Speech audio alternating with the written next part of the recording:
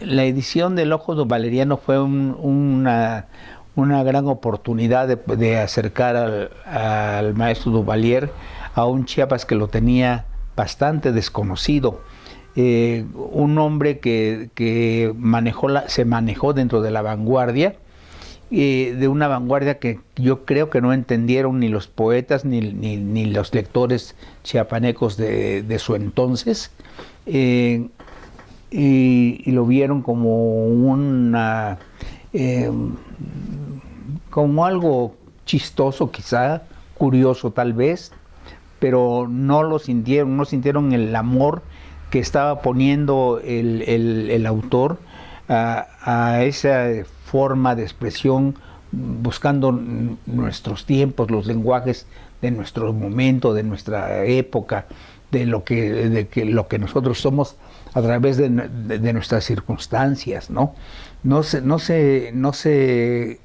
entendió bien, y entonces el Ojo du Valeriano, que está editado por Entretejas, nos viene a dar la oportunidad de retomar el personaje y llevarlo a la imaginación de los lectores actuales. Eso es muy importante. Entretejas hizo porque además el libro es bello, el libro, su presentación es muy bella, es bella. Y bueno, a través de él conocemos a Duvalier. Ya y ahora, es cierto, una serie de estudios, de publicaciones que se han hecho acerca de Duvalier, pero bueno, nosotros fuimos los primeros porque sentía yo en mi necesidad de poeta que era importantísimo tener a Duvalier presente en todos nuestros actos literarios. ¿Cuál es el mérito como poeta, como creador de Duvalier? ¿Y por qué él?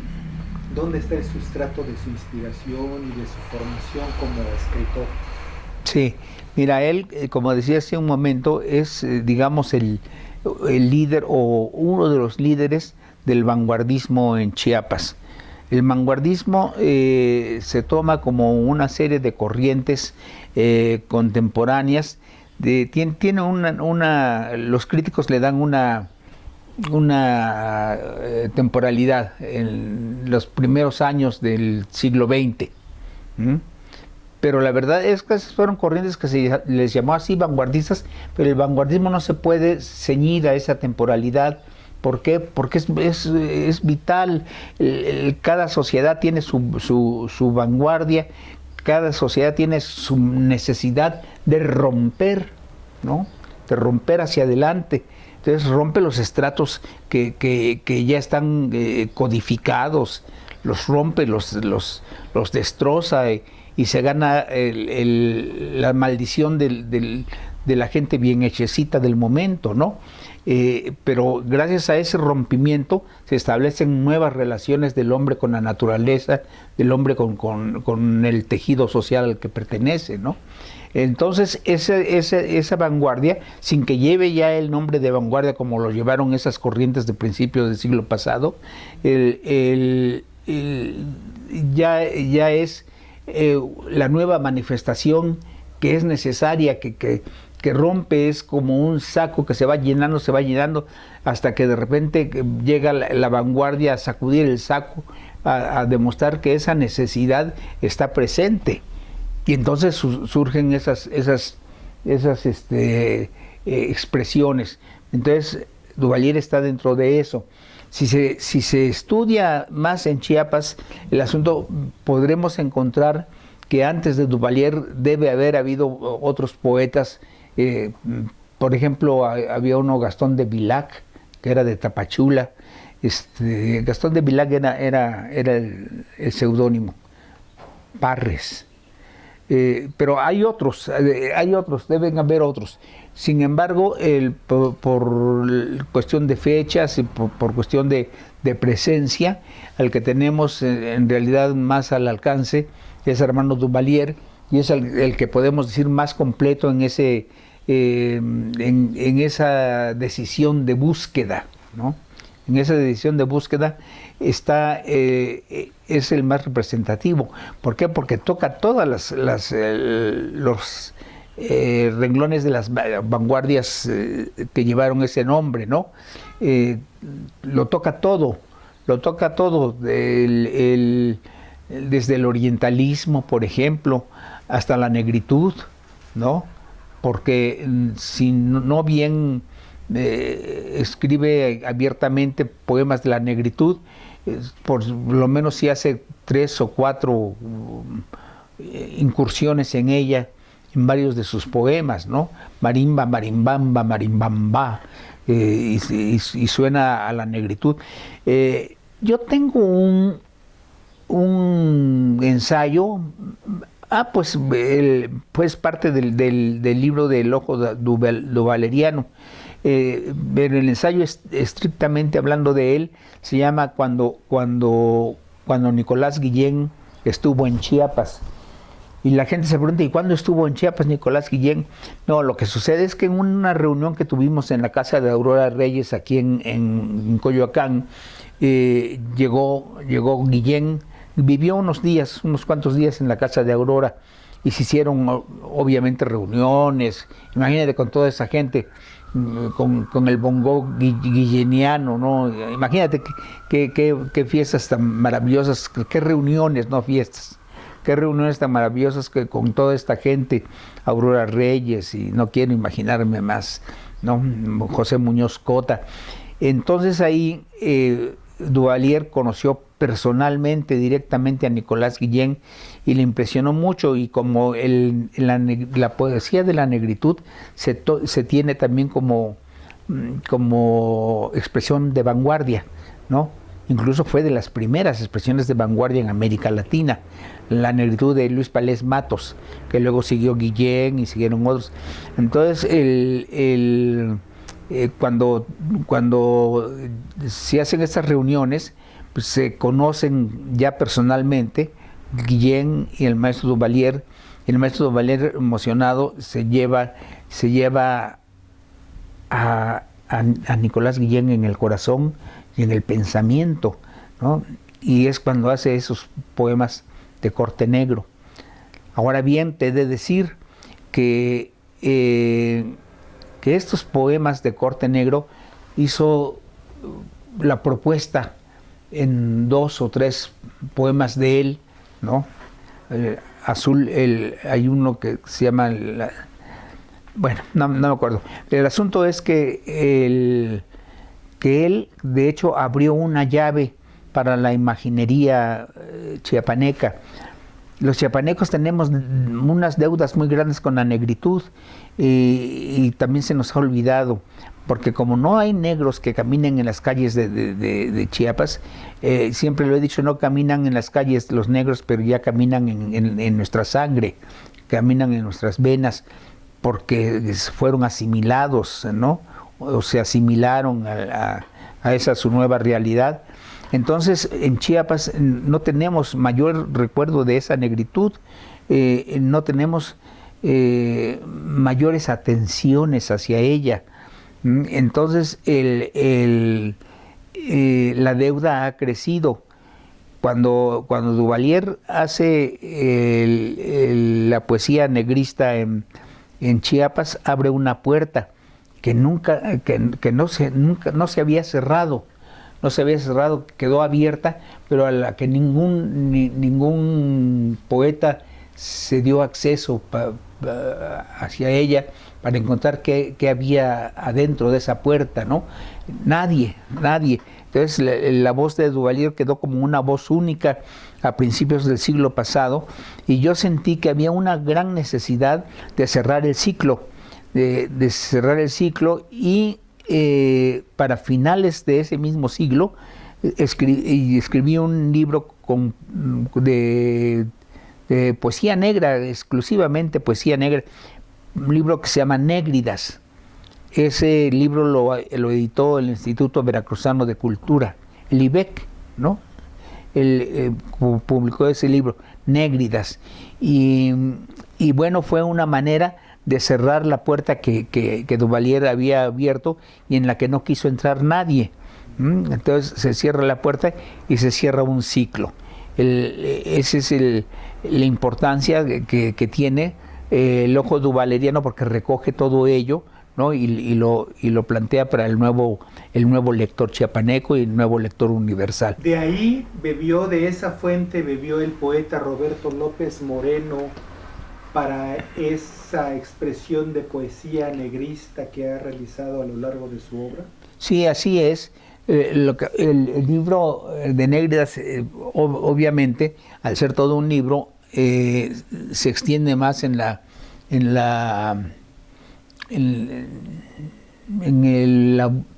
búsqueda de nuevos acentos, pero sin dejar de participar del tambor original, ¿no?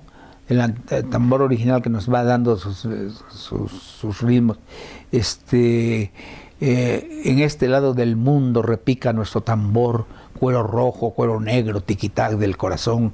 Aquí la madera canta lo mismo que canto yo y va sangrando su carne con el chorro de su voz, marimba de 7 lanzas, tiquitac del corazón. Ea negra, seno al aire, matraca de mi canción, vientre redondo mi negra entre los velos del ron, cajito de arrecha noche, tiquitac del corazón, baila la negra clavada entre la rumba y el son, suda que suda y resuda el tiquitac del tambor, tumba, tumba, tumba, tumba, tumba de mí, tumba en sol, tumba de la negra alegre, grupa gruesa y ronco ron, marimba que siembra el canto, canto que canta el cantor, tumba tiquitac que tumba, tiquitac que tumbo yo, tumba, tumba tiquitaqui, clavel de clavija en do, negra que bailas clavada entre la rumba y el son. Es un pedacito de un poema largo que se llama Por este lado del mundo y que está dedicado a una actriz cubana que vivió entre nosotros, falleció hace ya tiempo, la asesinaron desgraciadamente, pero fue una actriz negra que durante mucho tiempo trabajó dentro de una pieza teatral a la que denominó Caribe Negro. Y en este Caribe Negro metía poemas de muchos poetas que enriquecieron esa corriente. Muchos, y entre ellos también metió este poema que estaba dedicado a ella, a Julia Marichal. Don Roberto, ¿por qué yo, lector de poemas, encuentro un enorme agrado en el ritmo de esa poesía negrista? Viene del sonido del corazón, de los más remotos orígenes de la humanidad en esas tribus negras y el sonido de sus instrumentos. ¿Por qué embeleza la poesía negrista y la que escribe justamente, eso lo digo yo como lector admirador de Roberto López Moreno? ¿Por qué embeleza? Muchas gracias. Embeleza por lo que acabas de decir, es muy cierto. El ritmo te sujeta, es el ritmo de la sangre, es el tum tum del corazón. El organismo, la mente, se identifica inmediatamente con el ritmo propuesto por el poeta negrista. Son formas que tenemos desde muy antes de nosotros y que no las conocemos del todo, pero las identifica el organismo, como te decía. Mira, el primer movimiento libertario que hubo en México, me refiero al país todo, fue negrista. El primer movimiento libertario lo encabezó Yanga, el negro Yanga, en lo que ahora es el estado de Veracruz. Todavía existe una ciudad en Veracruz que se llama Yanga, recuerdo, y otro que se llama San Lorenzo de los Negros, algo así, ¿no? Que es de la misma. Este movimiento empezó primero con música. La música siempre es rompedora, es abridora, ¿verdad?, hacia otros nuevas posibilidades, nuevos mundos de la imaginación. este movimiento surgió después de una forma de canto y baile que se llamó el chuchumbé.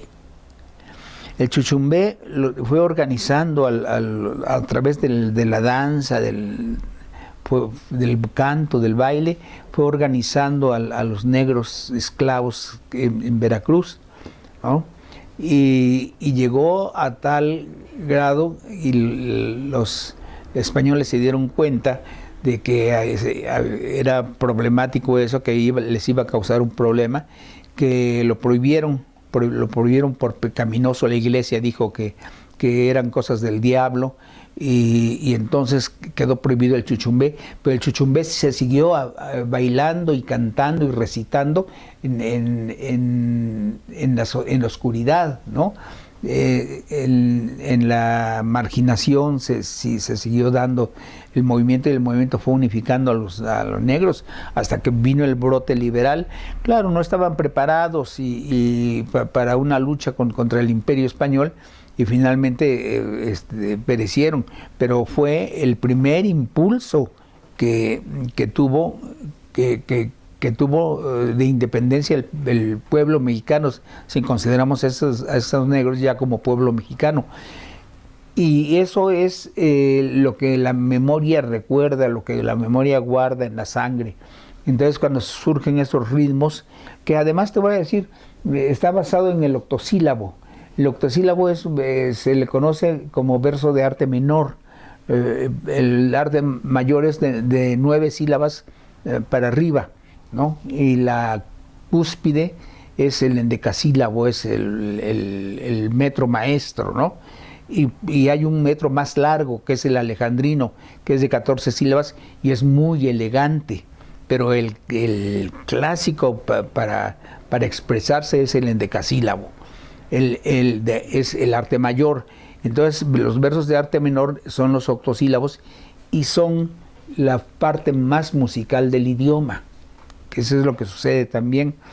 Existe una décima que se llama décima espinela, que creó un autor del siglo de oro español, Vicente Espinel. De ahí viene el nombre de décima espinela.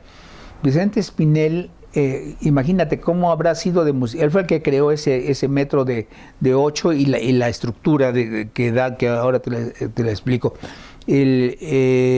¿Cómo sería de musical? Te estaba diciendo Vicente Espinel, que a él se le adjudica el haber creado la quinta cuerda de la guitarra española, ¿no? Él le agregó la quinta cuerda a la guitarra española. O estábamos hablando de un músico consumado en inspiración y en técnica, ¿no? Bueno, es muy importante. Entonces, ese metro creado por Espinel, pues es muy musical, mano. Se viene atado con esa musicalidad y esa emoción por el ritmo y la musicalidad. Son, te decía yo, 8 sílabas. La organización versal es A, B, B, A, C, C, D, D y C. Remata así. Lo explico. Lo explico andando, ¿no? Lo explico andando. Uno de las décimas que fueron más famosas en México y que hasta la fecha todavía algunos abuelos repiten, es una que se llama Reto, que fue escrita por un poeta colombiano de nombre Julio Flores. No tiene mucho que murió, debe haber muerto muy anciano ya, ¿no? Porque estos versos son de la memoria, mano. Entonces el reto dice, son 3 décimas, pero te voy a decir nada más una, para que sintamos el ritmo, ¿no? Si porque a tus plantas ruedo como un hilota rendido, y una mirada te pido con temor, casi con miedo, si porque ante ti me quedo estático de emoción, piensas que mi corazón se va en mi pecho a romper, y que por siempre he de ser esclavo de mi pasión. Me sigo. Te equivocas, fresco y fragante capullo, yo quebrantaré tu orgullo como el minero las rocas. Si a la lucha me provocas, dispuesto estoy a luchar, tú eres espuma, yo mar que en sus cóleras confía, me haces llorar, pero un día yo también te haré llorar, y entonces cuando vencida ofrezcas toda tu vida perdón pidiendo a mis pies, como mi cólera es infinita en sus excesos, ¿sabes lo que haría en esos momentos de indignación? Arrancarte el corazón para comérmelo a besos. El famoso reto de Julio Flores, ¿no? Entonces ahí está la musicalidad de la décima en verso menor. Ahí está. Y fue el metro, te voy a decir, esta es otra visión del mismo asunto, fue el metro que los trovadores utilizaron en todo el continente para sus obras populares, musicales populares.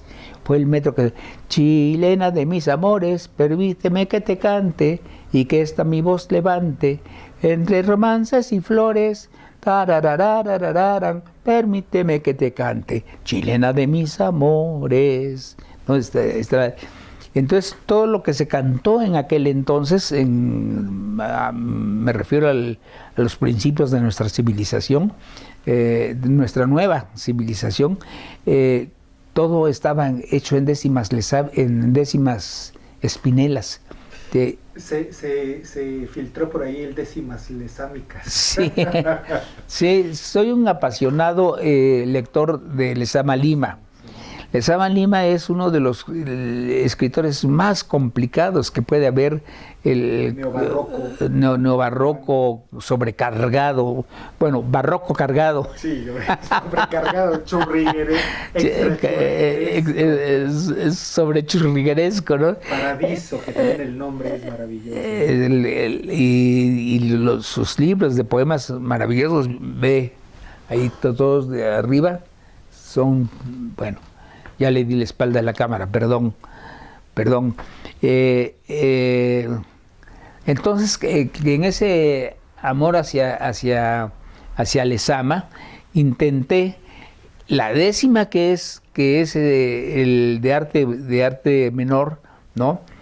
Pero con un sobrecargo de figuras metafóricas, lezámicas, de hecho. Por eso se llama el libro así, ¿no? Para juntar las dos fuerzas, las dos energías. Entonces, que dialécticamente el choque produce una nueva fuerza, ¿no?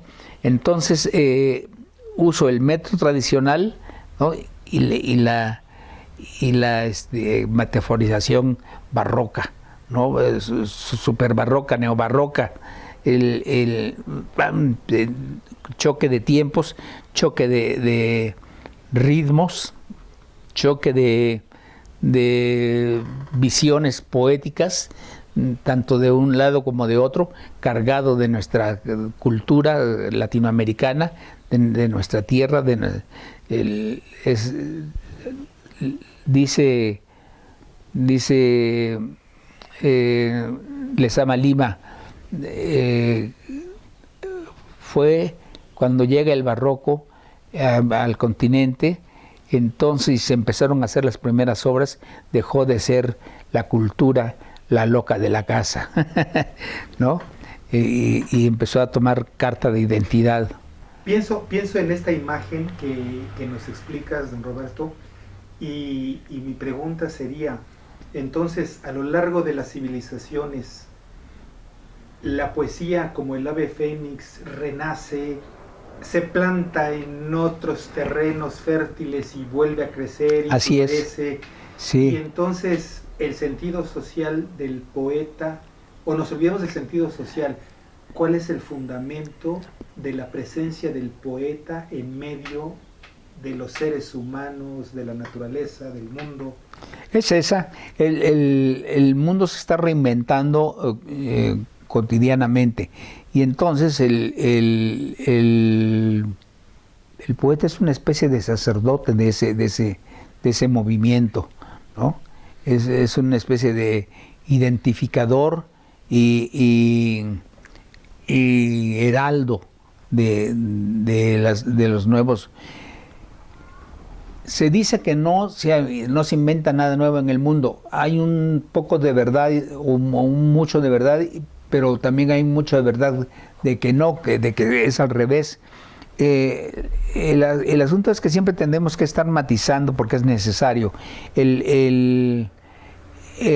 Nada nuevo, ¿por qué? Porque estamos manejando formas que ya nos las habían dado en el pasado, pero tampoco todo el tiempo pasado fue necesariamente mejor, ¿no? Porque en nuestro tiempo estamos viviendo y acondicionando la vida a nosotros y nosotros a la vida, ¿no? Y en eso la poesía tiene un vértice muy importante, que es el que recoge toda esa fuerza y es de donde se emite toda esa fuerza para los presentes y los futuros, ¿no? Como la chispa divina que como incendia otra vez la llanura. Como la chispa divina Iskra, ¿no? Como el Iskra, diremos Iskra. Bueno, el Iskra era el periódico fundado por Lenin. Entonces, ya tiene otro ganchito mañoso que le metí, ¿no? El Iskra. Claro, con Lenin era el mundo nuevo. La sociedad que finalmente murió, me refiero a la Unión Soviética, murió por la traición de muchos factores que rodearon ese. Hubo un poeta que se llamó José Stalin, que nunca fue considerado como el poeta que fue, y que se ha deformado su imagen a través de muchos kilos de toneladas, diría yo, de difamación, de deformación de su figura, ¿no? Pero fue un héroe en realidad que luchó por su país, que fue la Unión Soviética, que finalmente terminó justamente por las traiciones. Socelo era su seudónimo poético, ¿no? Los poemas de Socelo. Y probablemente lo envenenaron a la mitad de uno de los poemas de Socelo. ¿Cómo se envenena un poeta con el lenguaje, con la palabra? Yo sugiero que hagamos un ejercicio ahora con Roberto López Moreno, que es algo que nos ha de dar mucha curiosidad a la gente que sigue esta transmisión de Entre Tejas, a mí en lo particular, un ejercicio que consistiría, si estás de acuerdo, maestro, en el poema más reciente, cómo se construye, cómo va creciendo en la cabeza, en la imaginación, en la creatividad del poeta López Moreno. ¿Nos puedes compartir ese germen y cómo llega a convertirse en un poema? Tú, a ver si logro comprender. El proceso. A ver, tú estás en Comitán. Estás viviendo, eres un hombre universal que está en un punto de la geografía. Traes una verdad que puede ser una verdad universal, pero que está tamizada por la geografía, la atmósfera toda, ¿no? Y vienes a esta ciudad ruidosa y hablas conmigo. Entre los dos hay un diálogo que puede ser ficticio y puede ser real al mismo tiempo. Ficticio, ¿en qué sentido? En que los dos tenemos dos mundos diferentes y los estamos queriendo empatar, pero de hecho no lo es, porque tú regresas a Comitán y regresas de nuevo a ese mundo que esa circunstancia va a ser más poderosa, porque es la que estás viviendo, respirando, todo eso. Y yo también, pero estuvimos aquí haciendo un trabajo de coincidencias. Estuvimos haciendo un trabajo creativo, y ese trabajo va a darnos un resultado.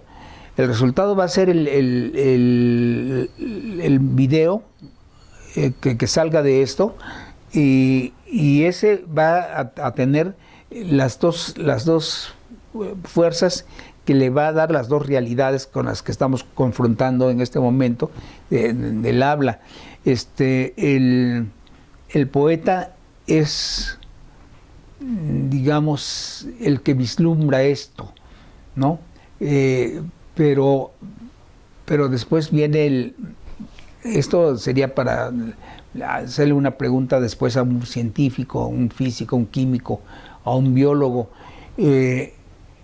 porque después vienen ellos que son los albañiles, ¿no? El pensamiento original es un pensamiento poético, que es el que se te acaba de ocurrir ahora a ti y que es al que pretendo responder, ¿no?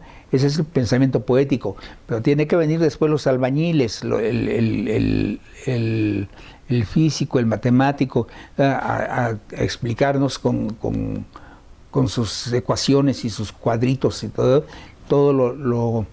la verdad que puede definirse o decidirse o devenir de esta conversación que estamos haciendo. ¿Sí me explico? ¿No? ¿Me volví muy oscuro? No. No, al contrario, sumamente barroco, pero lesámico también. No, es que en buena medida es, a final de cuentas, un misterio. Quienes vemos desde fuera la creación poética, sentimos una gran admiración, nos gusta recurrir a los poemas de los autores, de los poetas, y nos preguntamos, bueno, ¿cómo se da ese proceso de la creatividad, de la fantasía, de la imaginación? Y obviamente no pensamos en todo lo otro que nos acabas de explicar, que es el gran contexto, tu formación, tus lecturas, tu ambiente, tu clima, tu atmósfera, tu intercambio social con el resto de la gente. O sea, es un universo enorme que de pronto se deposita en una mínima gota que es un poema, pero que es la síntesis de todo lo demás. O sea, yo quería un poquito auscultar ese proceso en el caso de alguien que lo hace desde hace muchos años, bien y cada día. Ah, sí, te refieres de Juan Maldonado. No, de Julio Flores. De Julio Flores, sí. ¿Cuántas veces escuchamos ese poema recitado, declamado en muchos lugares? Sí. Y hermosísimo. Sí. Y ese adjetivo hilota, como un hilota de guión. Sí. Qué maravilla. Sí, están engarzadas ahí cada una de las gemas del lenguaje y de los conceptos. De los conceptos que, claro, tomados de tierras tan lejanas que vemos que no son tan lejanas, ¿no? Claro, que sí, que nos han formado. Don Roberto, quiero confesarte que yo creo que fue el primero, si no uno de los primeros libros que editamos en Entre Tejas allá por el 2004, precisamente un poemario tuyo que fue una reedición que se llama La Voz Primera. La Voz Primera. Sí, sí. Que quiero confesarte que así iniciamos Entre Tejas el proyecto de una imprenta a una editorial.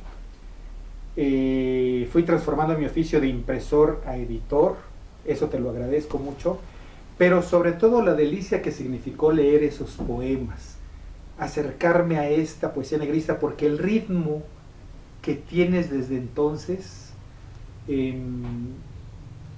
pues como te dije hace rato, me cautivaron. Pero hay allí un poema al principio sobre Chiapas. Uno conoce el poema Canto a Chiapas de No Cancino y algunos otros ejemplos, pero creo que gran parte de los lectores chiapanecos no conocen ese poema. Sí, yo también lo creo. Que me parece sensacional. ¿Recuerdas algunas estrofas de él? Sí. Por ejemplo, dice... Es un canto a Chiapas, esa era tu intención. Sí. Y yo nada más le puse Chiapas porque ya existía el canto a Chiapas. Claro. Yo estaba muy jovencillo y yo quería que hacer una cosa similar. La verdad fue esa, ¿no? Una cosa similar, pero más fuerte, incluso si se podía. Y entonces se llama nada más Chiapas. ¿Cuántas veces el son de un parachico su cauda de dolor relata, con la pompa salvaje del terreno como marco, bajo la falsa faz de alegre mascarada?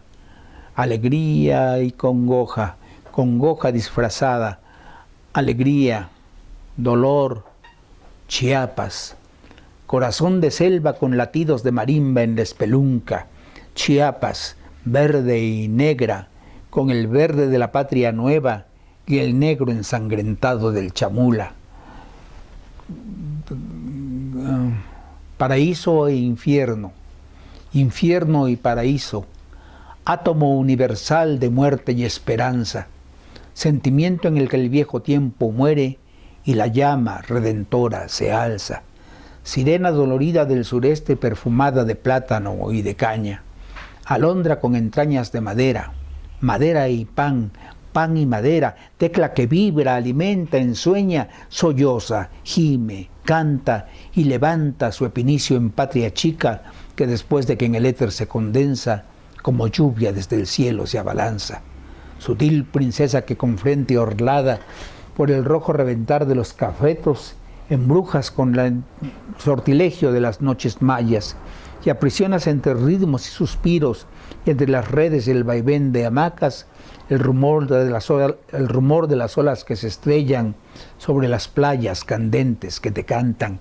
Mi vida es tuya, Chiapas, por tu historia y por tu hechizo maya, por tu ritmo y tu razón de hamaca.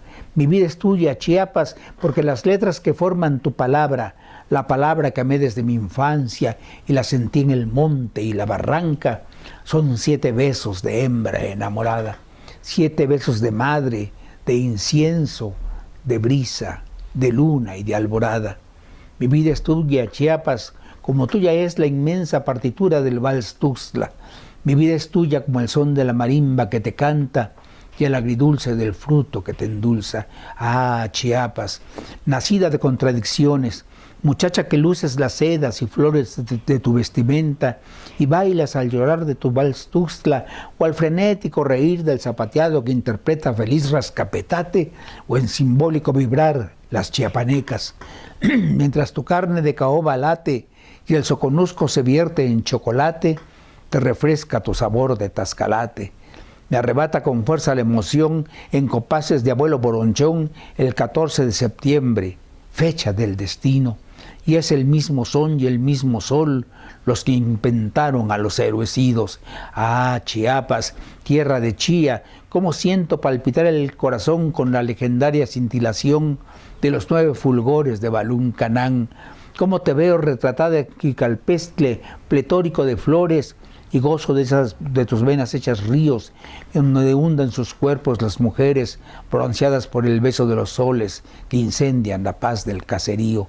Cómo vivo de tu eco, del eco de la tierra del chamula, del eco que deambula y que en tu estancia lo adivino escalando el Tacaná, navegando en aborigen Mezcalapa, en la piedra de Huixtla, en Bonampak y en los murmullos de la Pila en Chiapa, en el suave decir de los orzales, en el ósculo de fluvios matinales y en el son de tus marimbas, en tus noches que también son noches mías, en tu concierto fugaz de chirimías y en los sollozos de tu bosque fimbria, en el ímpetu hostil de tus tormentas, en el grito de las tierras del costeño y en las serenatas que revientan bajo el balcón hechizado por su propio ensueño. Es tu eco, Chiapas, y vive en mí.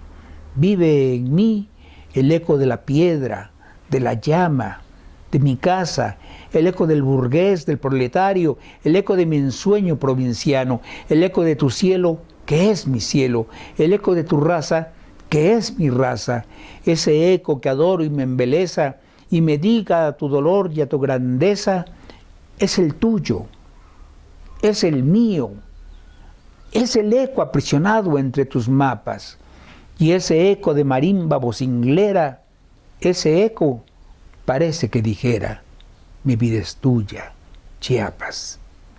Wow. Qué emocionante. Quiero comentarte algo, don Roberto. Qué emocionante escucharte el ritmo. Pero me estoy imaginando, lo has dicho, eras muy joven entonces para escribir este enorme poema.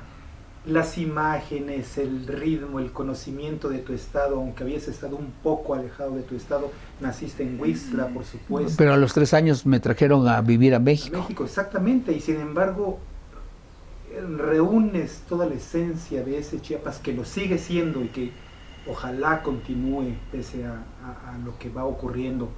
Pero lo más sorprendente también es, además del trabajo poético, ese agazapado, balsámico, lesámico, memorioso Funes en que te has convertido. Estoy sorprendido.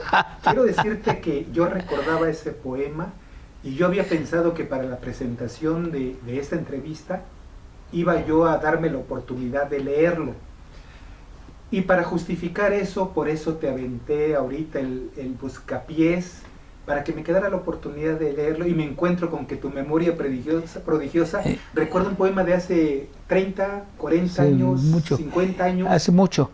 Lo que sucede es que en ese entonces, a los lugares que iba yo, a club de periodistas, los que conocían ese poema, me solicitaban que lo dijera. A tal grado llegó la insistencia en que ya cargaba el poema dobladito, no venía preparado, y el clásico no venía preparado. Entonces sacaba mi papelito y lo decía. Y lo dije tantas veces, Luis Armando, tantas veces, que se me quedó. Claro. Una vez que... Pero la ventaja es que no tuviste que aprenderte de memoria como muchos otros lo hicimos, para no estar inermes en esas ocasiones, sí, la Sol de Patria, el canto de Chiapas, sino que traías el tuyo ahí en el... Sí, ya en el bolsillo, y luego ya en la memoria, ¿no? Es que es un poema que tenemos que conocer todos los chiapanecos. No en detrimento de ningún otro, por supuesto. Sí, no, claro. Cada una en su contexto, y su calidad poética y su forma de plantearlo, pero este es un poemazo. Mira, en la ciudad de Huixtla existió una señora muy sabia que se llamó doña Elodia Molina. Doña Elodia Molina era una señora rodeada de libros al lado de su hamaca, de su mecedora. Todo eran libros y libros. La señora leía mucho y era muy sabia, doña Elodia Molina, muy sabia. Entonces, cuando llegué a Huixtla, una de las primeras veces que llegué a Huixtla, pues quise conocer a doña Elodia Molina. Es más, ya la conocí aquí en la Ciudad de México, vino a visitar a unos paisanos y yo estaba de pura casualidad. Entonces, cuando fui a Huixtla, pregunté por ella, ¿no? Y fui a su casa.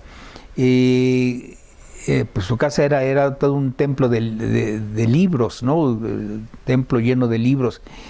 Y platicando con ella, me dijo, le dije este poema, ya me lo sabía yo de memoria, ¿no? Y su pregunta fue, al tenerme, oí voz, me dijo, ¿y conoces a Enoc Cancino? O sea que ella tenía ya del antecedente el otro, y yo en realidad no lo conocía, personalmente no lo conocía. Y después lo conocí y fuimos muy amigos, ¿no? Entonces hice un poema, no tiene mucho tiempo ese poema, donde digo, estoy en la casa de Elodia Molina, hace muchos ríos que pasó esto. Y entonces digo, me pregunta doña Elodia que si conocía a Enoc Cancino Casaonda, y yo le digo, sí, doña Elodia, sí lo conocí. Primero le digo lo que pasó, no lo conocía yo. Entonces, y ahora si me vuelve a preguntar doña Elodia, sí lo conocí y fuimos grandes amigos y nos prestamos el sol mutuamente, y hago una evocación de eso. Claro, sí, qué maravilla. Yo quisiera comentar que uno de los grandes acercamientos que tuve con López Moreno, primero fue leerlo, y después aquella época en que Entre Tejas también tuvo el honor de editar aquella biografía de don Seferino Nandayapa, el maestro, y que nos reunimos en Comitán, creo, en la presentación con don Sefer, nuestro amigo Amado Blanco Pedrero, Roberto López Moreno y Luis Armando Suárez. Yo en esa época empecé a tratar al maestro Seferino Nandayapa, una gran leyenda. También, sí. Marimba, los sonidos, pero lo descubrí más por un soneto de Roberto López Moreno que está en La Voz Primera. y que quiero que oigas cómo un lector interpreta un poema. ¿Cómo no? Sí, te te lo iba yo a pedir, por favor. Se llama Ceferino Nandayapa. El rumor de la tarde, el viento, el río, convertido en un tiempo sin orillas, es el tiempo con el que maravillas el rumor de la tarde, el viento, el río. Y ese rumor de tarde, viento y río, ceferino, de nubes y de arcillas, abre tu sol en flores amarillas, tiñendo de rumor el viento, el río. Mago, desde tu mágico sonido, en colibríes de luz, gozo disperso, da sentido a la audacia del sentido. Desde esa habilidad, áspero o terso, haces que habite azul en el oído la madera sensual hecha universo. ¡Qué poemas, qué barbaridad!